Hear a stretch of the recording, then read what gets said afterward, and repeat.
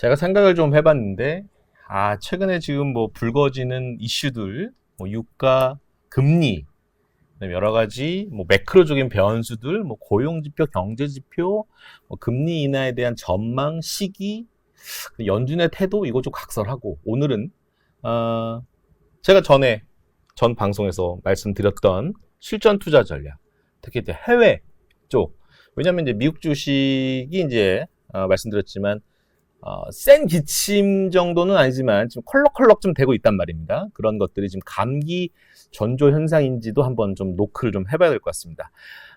빅테크의 달인 임지용 연구원님을 모셨습니다. 안녕하세요. 네. 안녕하세요. 힘들어요? 일정이 많아서. 에? 일정이 많아서. 뭐가요? 아니 당신 말고요. 미국이요? 네. 전 세계 시장이 힘들어요.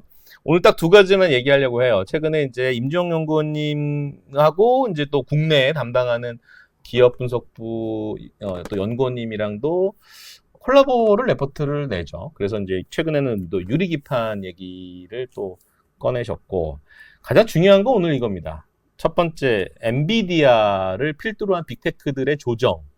이것들은 과연 어떻게 투자 전략을 삼아야 될지에 대해서 얘기를 좀 나눠보려고 합니다. 자, 일단 차트 보면서 하나씩 다뤄보려고 하는데, 지금 제가 한번 종목을 쭉 한번 훑어보려고 합니다. 주봉으로 보겠습니다. 마이크론 테크놀로지, 그렇죠? 그 다음에 임지용 연구원이 최근에 좋게 보는 거 위주로 좀 먼저 말씀을 드리려고 합니다. 좋게 본다는 거예요. 그러니까 이거는 조정시 매수인가요? 브로드컴이요? 아니야, 제가 지금 쭉 임지용 연구원이 네, 브로드컴, 마이크론 다 매수죠. 매수, 그 다음에 퀄컴. 괜찮죠. 괜찮아요? 그 다음에 아마존닷컴.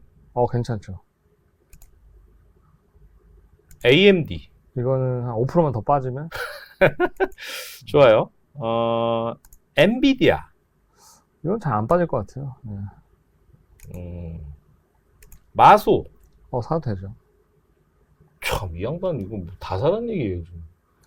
제가 AMD는 5%더 빠져야 된다고 말씀드렸잖아요. 뭐 매크로적인 이런 최근에 발발되는 이런 여러 가지 리스크 요인들은 퀄리티 주식은 별도인 것 같아요. 그래요? 네, 왜냐면 네. 개인적으로 엔비디아 같은 경우는 지금 단기 모멘텀 소멸이라서 그럴 수도 있긴 한데, 물론 이제 저는 단기 고점 자체는 이제 애플이랑 시가총액이 붙을 때, 그러니까 엔비디아가 2.2조 달러, 애플이 2.78조 이 정도 하니까 그게 이제 역전될 때가 저는 단기 고점이고, 중장기적으로는 솔직히 말해서 저는 모른다고 생각해요. 왜냐면 이게 AI 넥스트 웨이브에서도 엔비디아가 거의 키플레이어이기 때문에 저는 마소랑 어깨를 나란히 해도 저는 그런 부담이 없다, 이렇게 생각을 하고 있어서 단기 고점은 2.78조 달러에서 나오겠지만 중장기적으로는 3.5조 달러 이상 가지 않을까 라고 보고 있죠. 그러니까 주가로 말씀드리면 1,500불? 제가 이것도 좀 질문을 드리고 싶어요. 지금 잠깐 국내 차트 두 가지만 좀 보여드리고 싶은 게, 삼성전자 주봉 모습 보여드릴게요. 삼성전자하고 SK하이닉스입니다. 혹시 이 두 종목에 대해서 투자 의견을 만약에 물어본다면, 물론 우리 국내 담당 유용호 애널이 있긴 하지만 여전히 매수 의견 유지가 되고 있으신 분이지만, 이 미국의 빅테크들을 중심으로 보시는 입장에서 이 두 종목에 대해서는 어떻게 의견을 갖고 계십니까? 그러니까 이런 거 심플하게 말씀드리면 네. 이거예요. 그러니까 지금은 HBM3 이 수율이 제일 중요한데 8단 쌓고 12단 쌓고 이게 의미가 없는 게, 8단을 잘하는 하이닉스조차 수율이 50% 후반 60%? 그렇죠. 그리고 전자는 12단 한다고 해도 30%도 30%. 안 돼요. 네. 그러면 이제 12단 간다고 하면 수율이 나오겠어요? 안 나와요. 그렇죠. 그러니까 쉽게, 상식적으로 생각해봐도 8개 쌓는 12개 상이 어려운 거예요. 크랙 나오고 검사도 어렵고 맞아요. 웨이퍼 테스트 시간도 더 걸리고. 근데 중요한 거는, 그렇다고 하면 엔비디아가 장기 계약을 해줘요? 안 해줘요. 하이닉스 너 지금 잘하니까 내년까지만 일단 해봐. 전자가 공격적으로 하고 싶은데 장기 계약 안 해준다니까요. 그러면 HBM 캐파를 확 전환을 못 시켜요. 왜냐면 디램에서 리더십 상실되니까. 그래서 마이크론 컨콜 자세히 보시면 HBM에서의 너네 마켓 쉐어 어떻게 될 거냐라고 물어봤을 때 비슷할 것 같다 디램이랑 라고 얘기를 하는 거예요. 그러니까 지금 엔비디아랑 계속 줄다리기 하는 거고 눈치 싸움 하는 건데 물론 지금 저는 이렇게 생각해요. 스페셜티 메모리 시장이 언제 커머더티로 가냐가 중요해요. 그 가는 순간이 다 꼭진 거예요. HBM이라는 스페셜티 메모리 시장에서 하이닉스가 리더십이 있고 물론 계속 되겠지만 HBM도 결국에는 초과 수요가 그 HBM에 다 못 빨아들이는 순간이 올 거 아니에요? 예. 그리고 공급 가능 시장이 될 수도 있고 그런 커머더티 시장으로 바뀔 때가 팔아야 되는 시점인 거죠. 전자랑 닉스. 그럼 그 말은 제가 요 종목 한번 보여드리고 싶은 게 한미 반도체입니다. 마찬가지죠. 그렇죠? 네. 그러니까 그게 만약에 그러니까 예를 들어서 네. 삼성의 시나리오대로 해서 HBM 캐파가 내년에 2.5배, 3배가 늘어나요. 그러면은 HBM은 적어도 가격을 탄력적으로 못 올리게 되죠. 엔비디아는 싸게 받을 수 있으니까 좋은 거예요. 전자나 닉스는 시장에 HBM이 교란될 수 있다는 리스크가 있지만 엔비디아는 그런 리스크가 없어요. 근데 만약에 장기 계약을 엔비디아가 해준다라고 하면 둘 다 HBM 캐파를 공격적으로 늘리겠죠. 근데 엔비디아가 안 해주니까. 오늘 방송 끝. 뭐냐면 그러니까 스페셜리티를 갖고 있는 종목의 경우에는 자 최근의 흐름들은 많이 오른 종목에 대한 차익 실현이 엄청 세게 나오고 리스크 오프 현상이 매우 강화되고 있어서 섣불리 주식하면 나 안 될 것 같은 무서운 상황에서 그럼에도 불구하고 이거를 최근에 스페셜리티 갖고 있는 회사들의 조정은 우리가 매수 기회로 여겨야 한다라는 점. 여기까지의 결론이죠. 그쵸. 지금은 어쨌든 하이닉스가 리더십이 있으니까. 그러면 하나씩 볼게요. 지금 방금 제가 한번 쭉 초반에 한번 언급했던 종목들에 내에서 임지영 연구원님께서는 여전히 지금 온고잉의 상태에 가장 적합한 우선순위를 매겨주신다라면 일단 빅테크 중에서는 네. 아마존이 1순위. 아마존이요? 명확해요. 포인트가 3가지가 있는데 첫 번째는 이커머스에서 돈을 이제 벌기 시작합니다. 이커머스에서? 왜냐면 22년도에 그 풀필먼트 최적화가 끝났고 23년도에 로봇 자동화를 다 끝냈어요. 네. 이게 인력난 때문에 코로나에 엄청 고생한 회사가 아마존이에요. 자동화 다 시켜버린 거예요. 그리고 그 효과가 올해부터 QOQ로 막 나옵니다. 이커머스에서. 두 번째는 아마존 웹서비스 클라우드 비즈니스에서 AI 효과가 이번 분기부터 나올 거예요. 그러면은 아마존 웹서비스가 지난 분기에 성장률 둔화가 멈췄어요. 네. 근데 이게 AI 때문에 반등하면은 이건 또 큰 이벤트입니다. 아마존보다 마이크로소프트가 빨랐잖아요. 그렇죠. 마이크로소프트가 지난 분기에 클라우드 성장률에서 AI 기여도가 6%포인트나 나왔어요. 근데 아마존이 뭐 1, 2, 3%포인트 정도 나가서 반등만 돼도 이건 엄청나게 의미가 있어요. 그리고 세 번째가 뭐냐면 광고 비즈니스입니다. 아마존 광고가 연간 400억 달러 벌어요. 예. 구글이 2천억 달러 넘게 벌고 메타가 1,400억 달러 벌고 아마존이 400억 달러 버는데 그로스 누가 제일 좋냐? 마진이 누가 제일 좋냐? 아마존이 제일 좋아요. 뭐 작으니까 그로스가 더 나을 수는 있지만 예. 리테일 미디어 네트워크라는 채널의 성장률이 제일 좋고 아마존의 광고 사업 마진율 60%, 메타 50%, 구글 30-40%대예요. 그렇기 때문에 아마존은 이 3가지 포인트가 명확하기 때문에 제가 빅테크 중에서 지금 최선호주라고 말씀드리는 거고 마이크로소프트 같은 경우는 이거예요. 무겁잖아요. 근데 하방이 없어요. 단단해요. 근데 오픈 AI에 대한 효과는 프라이싱이 아직 안 됐어요. 네. 그리고 오늘 이제 뉴스 나왔죠. 다이나믹스 365 가격 인상. 그리고 코파일럿 같은 경우도 지금 뭐 우리가 기대하는 뭐 워드 PPT 엑셀에서의 활용도가 아직 높지는 않아서 그렇지 예. 시간의 문제다. 저는 사실 꽃놀이패예요, 마이크로소프트는. 저는 뭐 충분히 500불 이상 갈 수 있다라고 보고 있고 네. 대신에 무거워서 그렇지 저는 갈 수 있다고 봐요. 자, 아마존닷컴과 마소를 2개를 제일 선호하시는 것 같아요. 물론 제가 약간 듣기에는 가격적인 약간 엔비디아의 키높이 맞추는 그런 전략 차원이 아닐까라는 생각도 좀 있는데. 결이 다른 회사라서 네. 키 맞추기가 여기서 성립이 안 되고 아마존 마소는 이제 이런 거예요. 그러니까 AI라는 골드러시에서 곡괭이나 청바지가 엔비디아였어요. 근데 그걸 좀 확산시켜서 해석을 해보자면 이 AI를 활용해 줄 수 있는 기업이 뭐냐, 도와주는 가교 역할을 하는 기업이 뭐냐, 클라우드예요. 그래서 아마존, 마이크로소프트를 대형주에서 선호를 하는 거고 중소형주에서 선호하는 건 팔란티어다. 왜냐면 예전에 기억해 보시면 90년대 똑똑한 친구들 다 IBM 코리아 갔어요. 지금 IBM 같은 회사가 팔란티어예요. 네. 좋습니다. 그 다음에 또 세컨더리로 좀 선호하시는 종목을 말씀 주신다면 퀄컴. 퀄컴. 제가 딱 그 저점에서 11월, 작년 10월, 11월 이때 요때. 처음 보고 썼어요. 네. 온디바이스 시작된다. 네. 제가 제일 먼저 썼잖아요, 여기에서. 네. 근데 온디바이스가 될 수밖에 없는 이유가 뭐냐면 지금은 애플이 아직 안 냈기 때문에 퀄컴이 최선호주인데 일단 퀄컴의 온디바이스 AI 칩, 그러니까 AI에 지원하는 AP가 두 개밖에 없어요. 퀄컴, 미디어텍. 네. 근데 퀄컴에 훨씬 더 잘해요. 미디어텍보다. 그 미디어텍은 발열 이슈가 좀 있어서. 네. 근데 퀄컴이 이번에 ARM 기반의 노트북용 칩셋을 냈어요. 근데 그게 또 만약에 히트를 치면은 이 넌 모바일 비중이 굉장히 높아지고 여기에 대한 리레이팅이 있을 수가 있어요. 물론 암도 좋겠지만 암은 너무 비싸요. 네.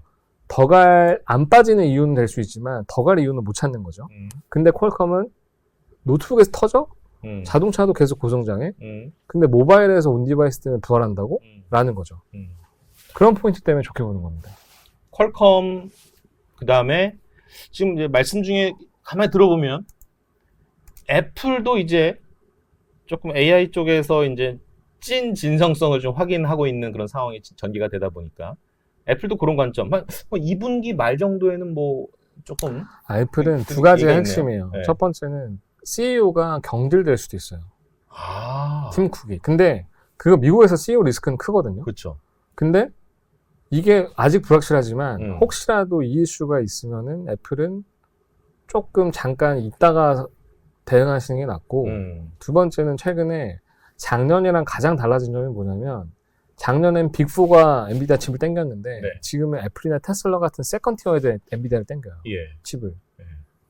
그래서 오히려 엔비디아한테 좋은 이슈거든요. 그리고 애플은 사실 사람들이 기대하는 건 WWDC 6월달 개발자회의에서 막 AI 로드맵을 막 공개하고 막 AI에 그런 대한 얘기 그 있어요. 비전을 네. 그런 건 솔직히 저는 소문내단체 먹을 거 없을 수도 있어요. 왜냐면 네. 진짜 애플은 결국에는 차세대 아이폰에서 뭔가를 보여주고 시리가 부활을 하고 AI 에이전트 서비스를 얼마나 완성도 있게 구현할 수 있는지가 중요한 거고 그거는 까봐야 하는 거기 때문에 네. 저는 근데 애플에 대한 믿음은 있어요. 잘할 수 있는 기업이다 라고 생각은 하지만 기대 수익률 관점에서 보시면 이미 2.78조에서 잘 가봐야 3.3조예요. 일단 기본적인 애플은 본업이 중요한 것이고, 그렇죠? 본업이 중요한 거고, 이번에 2분기 끝 무렵에 양념 조미료가 얼마나 맛을 나타낼지 한번 지켜봐야 될 것 같습니다.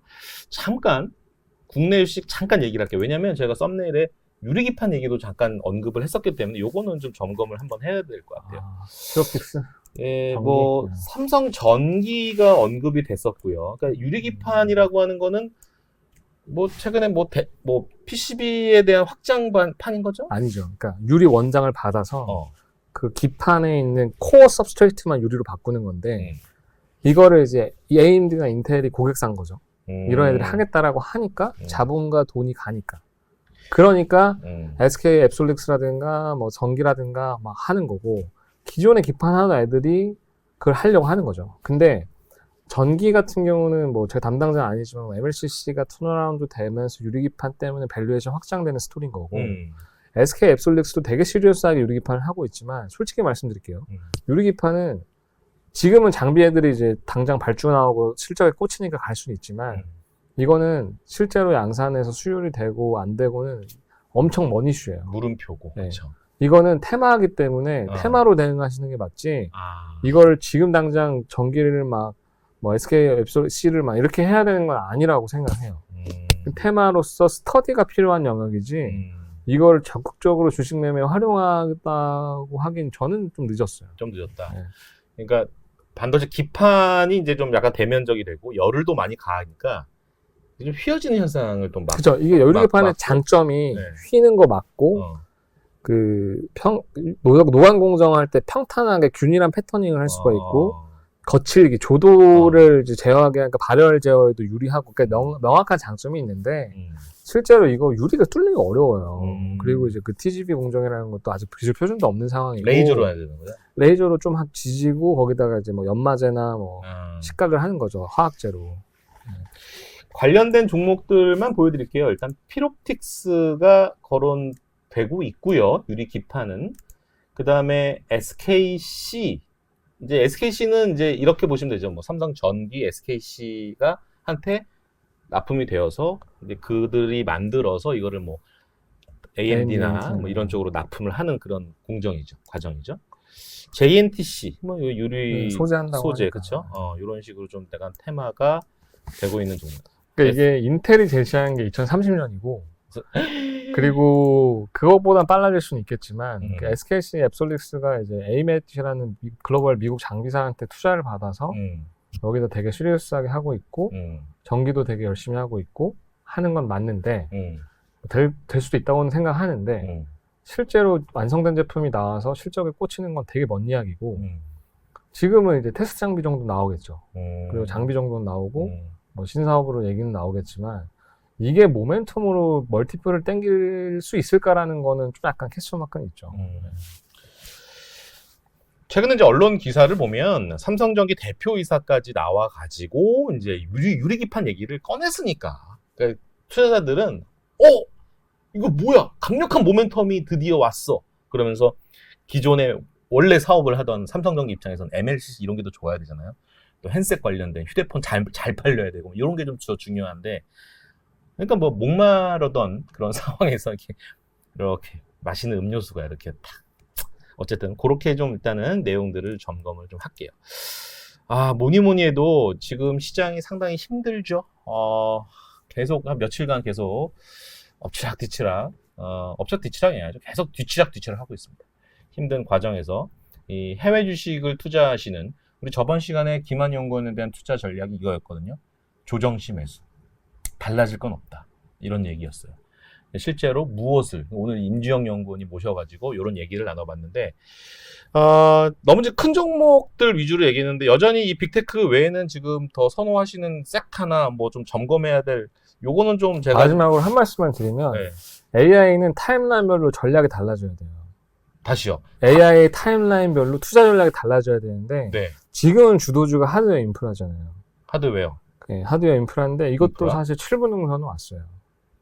7분 우선 왔다. 근데 예를 들어서 여기서 30% 더 먹자고 갈 수도 있겠죠. 하지만 하반기에는 소프트웨어, 미들웨어 기업을 보셔야 되고 그게 이제 클라우드 기업들이나 이제 뭐 예를 들어 뭐 세일즈포스, 오라클, 팔란티도 이런 걸 보셔야 되고 25년도 가시면 실제로 애플리케이션 레이어에 AI 서비스로 어떻게 누가 돈 벌 거냐. 그러니까 예를 들어 에어비앤비 이런 애플리케이션에서 UX, UI 쪽에서 이제 혁신이 나올 만한 애들 그런 애들에 주목을 하셔야 되는 거예요.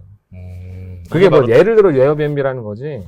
그게 뭐 카카오 네이버가 실제로 그렇게 해서 돈을 벌 수도 있는 거고. 근데 물론 카카오 네이버는 아니지만 일단은 그 애플리케이션 레이어에 그러니까 AI 넥스트 웨이브에서 우리나라가 비워먹고 살 수 있는 건 컨텐츠예요.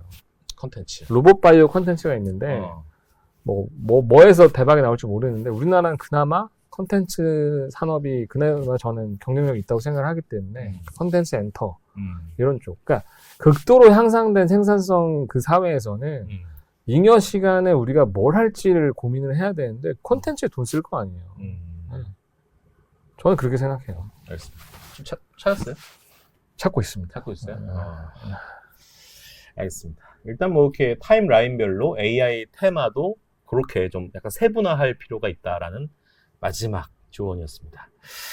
알겠습니다. 오늘 임주영 연구원님 모셔서 이런 얘기를 들어봤는데 결국 이 투자 전략에 대한 결론은 이분은 이런 것 같아요. 철학이 명확합니다. 일단 매크로에 너무 예민하게 고민을 많이 안 하시는 분들, 그렇죠? 그죠? 보긴 보는데 맞출 이런 수도 거야. 없는 맞출 수도 없고, 그러니까 아웃 오브 컨트롤 영역인 거죠. 제가 뭐 페드도 아니고. 알겠습니다. 성장 가도를 달리고 있는 그런 종목들을 찾는 그런 연구 시간 할애가 더 필요한 그런 임지영 연구원의 또 마지막 조언이었습니다. 자, 오늘 뭐 각설하고 이렇게 투자 전략 마무리하겠는데 결론은